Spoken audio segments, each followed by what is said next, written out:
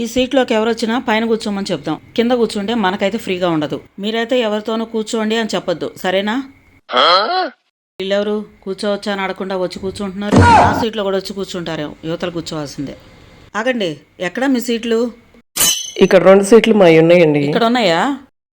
కొంచెం జరగండి, ఆయన కూర్చుంటారు. ఉండండి, ఫోన్ వస్తుంది, మాట్లాడాలి. హలో సునీత, షాప్ లో ఉన్నావా? ఆ పిక్స్ అన్ని నాకు సెండ్ చేయి. నువ్వేమేమి షాపింగ్ చేసుకోవాలో నేను క్లియర్ గా నీకు చెప్తాను. ఏమండి, బ్యాగ్ ఒళ్ళో పెట్టుకున్నాం, మనిషి నుంచొని ఉన్నాడు. జరగరేంది? జరగండి కొంచెం.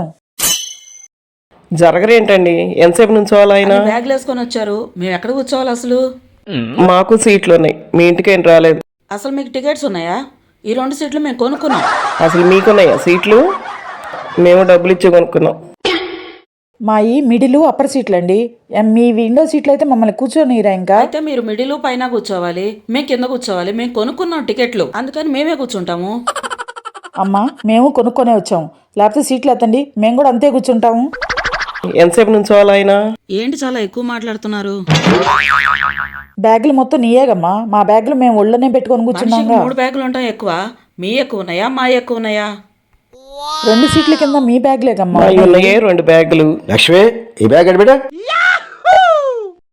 జరగమ్మా, జరుగు. వీళ్ళే మనుషులండి, ఇలా ఉన్నారు అసలు. ఛీ,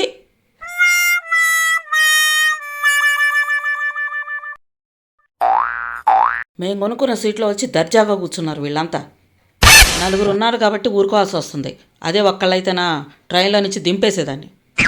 లత, వాళ్ళు ఇక్కడే కూర్చోవాలి, నువ్వే అరవబాకు.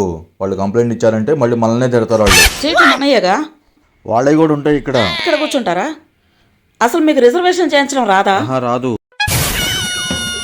కూర్చోబెట్టి అన్నీ చేస్తుంటే ఇంకేం అర్థం కావట్లేదు వీళ్ళకి.